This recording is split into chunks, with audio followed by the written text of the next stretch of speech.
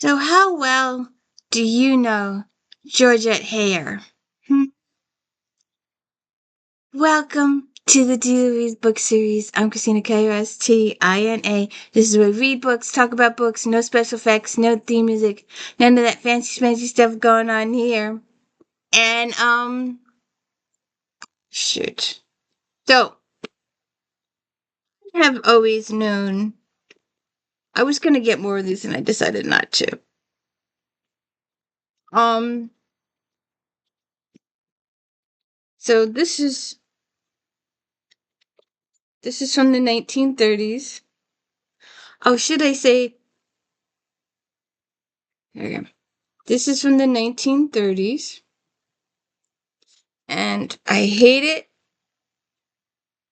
when I can't even. They put the sticker over the synopsis. So this is the Power and Patch. And Cleo and Christmas' exquisite charms have made her made her the Bella of the English countryside. But Cleo yearns for a husband who is refined, aristocratic, and who is skilled with his wit as he is with dueling pistols. Everything Philip Jetan is not. As much as she's attracted to the handsome squire, Cleo finds herself dismissing Philip and his rough mannerisms. With his father's encouragement, he departs for the courts of Paris, determined to make acquaintances and heirs of the genteel and convince Chloe that he is the guy for her. So that's that one. But do you know her? I'm going to get to that. Alright, so this is from the 50s. Sylvester the Duke of Southwood is a polished bachelor who has stringent requirements for his future wife. She must be well-born, intelligent, elegant, and attractive. Of course, she must be able to present herself well in society, but he is encouraged to provide Phoebe Marlowe as his bride. Sylvester is taken back by the Scottish woman who seems to resent him. When Phoebe runs away, circumstances find the two striking up an unusual friendship. Phoebe discovers that the Duke isn't the villain she first thought, and Sylvester stumbles upon something he never dared he hoped for. Love, maybe?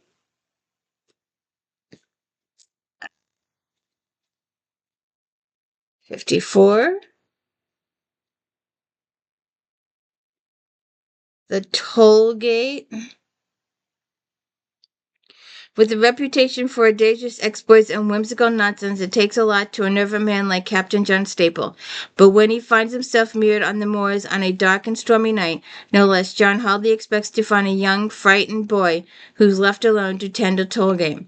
Never one to pass up on violence, John decides to take up residence in Derbyshire as the gatekeeper until he can find the lad's father. So that's a little on the other side. But then we have a civil contract. When his father, the Viscount Lytton, dies unexpectedly, Adam Deville abandons soldiering to return to his ancestral home, only to find the estate plagued by debt and the abundant land wilted with neglect. He must either sell everything and leave his family impoverished or find a wealthy bride. The Bath Tangle. When the Earl of Spenbrough suddenly dies, his willful and obstinate daughter Serena is devastated. Then Serena is even more horrified to find that her beloved, albeit eccentric father, will states that inheritance is to be held by a trustee, and none other than the Marquis of Rotham, an arrogant and fierce noble who used to be betrothed to Serena.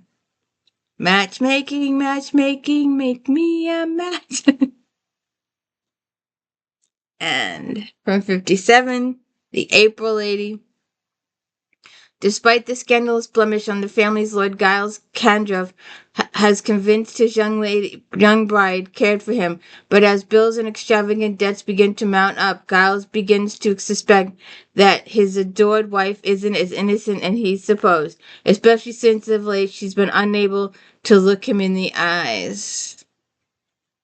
Now, I wanted to point out all of our Regency romances here. Okay. So did you know that she started out as a mystery writer, a mystery horror thriller writer? Our Regency lady here as a mystery thriller writer. Could you see that coming? She started out as a mystery thriller writer. George Penhallow is Georgette at her astonishing best, a classic mystery.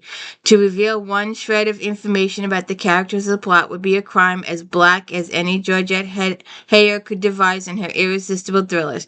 So death, so scrupulous, so assured is the author that the final verdict can belong only to the reader. Even Inspector Logan would seem to be in the dark. What do you think?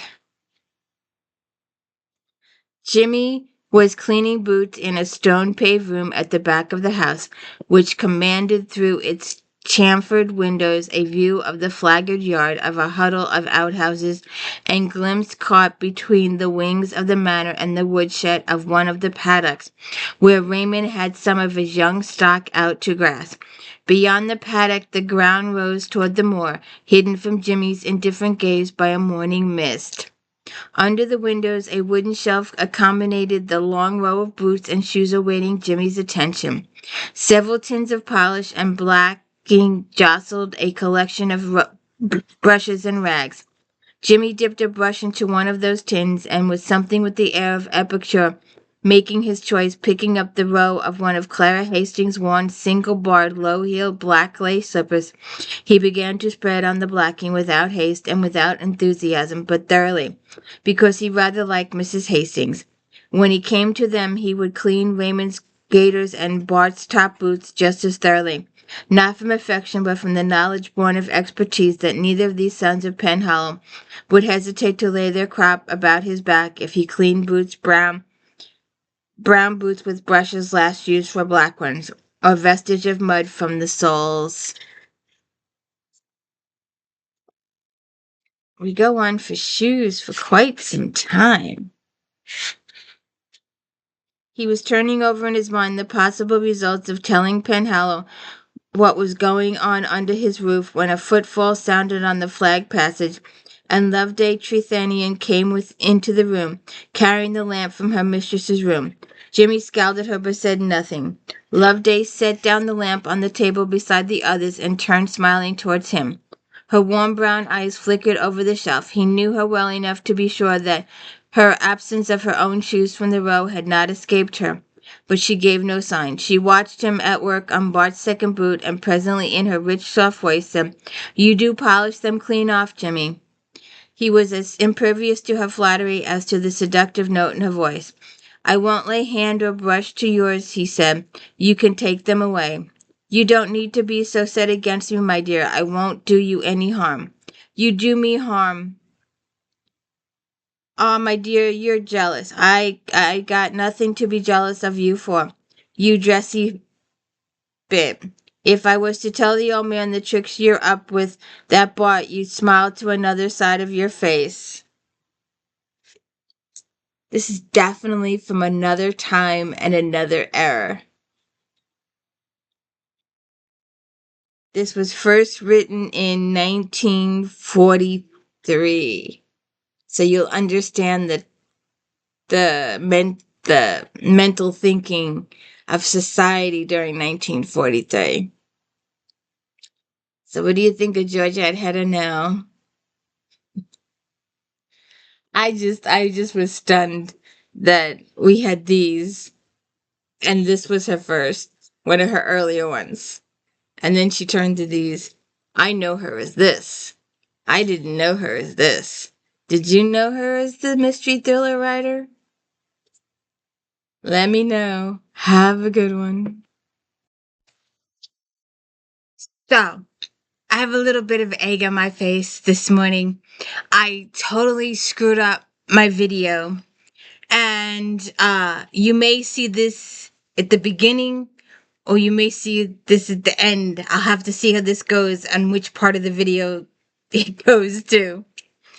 Um, but I had planned on doing this big, huge thing on Georgette Heyer, and I decided to tone it down a little bit. My plans were going off the rails. And so I did a smaller video on Georgette Heyer. And do you know her? Do you really know her? And I forgot 50% of my content. So I'm just going to briefly go through it a little bit here and attach it to the other video. I do apologize with the egg on my face. I had all these plans. You know, I'm not really good at editing. I'm not going to get these things right. And I did all this work and I decided you did all this work, you did all this planning. Go and add this to your video. So I just wanted to say that this is a picture of Georgette Heyer. And like I said in earlier tonight, that I know her as a Regency author. And, I talked about these earlier. This is how I know her. So when this thriller came out of the pile, I was shocked. But I was so busy being shocked over the fact that Georgette Heyer wrote a mystery thriller that I didn't see the racism in it. So please excuse that stuff. I just decided to let it go at that. But I do apologize for that, but I didn't write the book, she did, so that's why I just ended up cutting that short, because I felt really uncomfortable. Because it was written in a different time, in a much different time. Um, So, Georgette Heyer was an English novelist and a short story writer, both the Regency romance and detective fiction genres. Her writing career began in 1921 when she turned a story conceived for her ailing young brother into a novel, Black Moth. In 1925, Heyer married George Ronald Roger, a mining engineer. The couple spent several years in Macedonia before returning to England in 1929. After that, her novel These Old Shades became popular despite its release from the general strike. Heyer determined that publicity was not necessary for good sales. For the rest of her life, she refused to grant interviews. She said, "My personal life, it concerns no one but myself." Beginning in 1932, Heyer released one romance novel and one thriller each year. I did not know that. I did not know that. Her husband often provided brief outlines for the plots of her thrillers, leaving Heyer to develop relationships and dialects so as to bring the story to life. Although many critics decide Heyer detective novels as unoriginal, such as Nancy Wingate praised them for their wit and comedy. I don't know.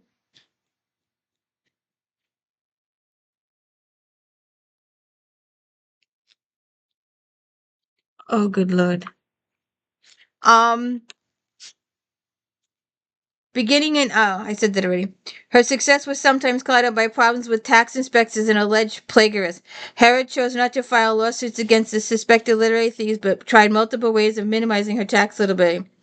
Forced to put aside her works for the magnum opus, a trilogy covering House of Lancaster, to write more successfully commercial novels.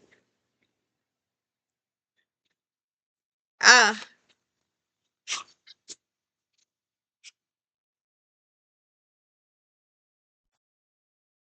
oh, good Lord. So, Georgette Heyer was in Wimbledon, London in 1902. She was named after her father, George Heyer. Her mother, Sylvia Watkins, studied cello and piano and was one of the top 3 students in her class at Royal College of Music. Her paternal grandfather had immigrated from Russia. She was the eldest of 3 children, George, Frank, and, well, she was the third. But there's a huge, huge biography on her. And then it's Her earliest works were romance novels set before 1800. In 1935, she released Regency Buck, her first novel set in the Regency period. This best-selling novel essentially established the genre for Regency romance. Unlike romantic fiction of the period by other writers, Hera's novels featured the setting as a plot device. So what do you think? So what do you think? All good? Although the British Regency lasted only from 1811 to 1820, Hera's romances were set between 1752 and 1825. So there's a huge. But then they talk all about her regencies and all that kind of stuff. And then they talk about the thrillers.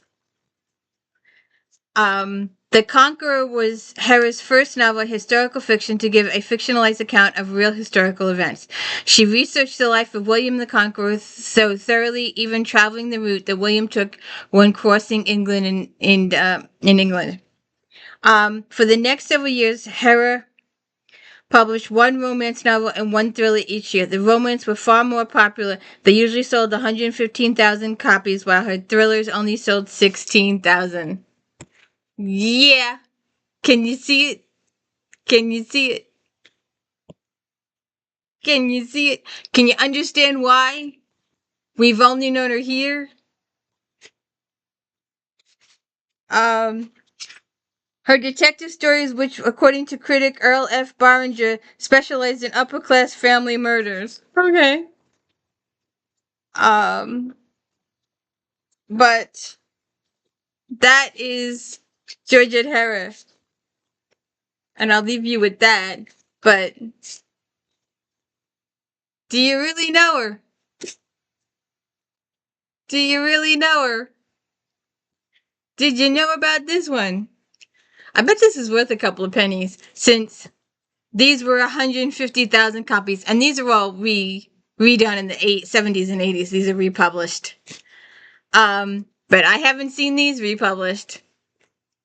Only these guys. Have a good day.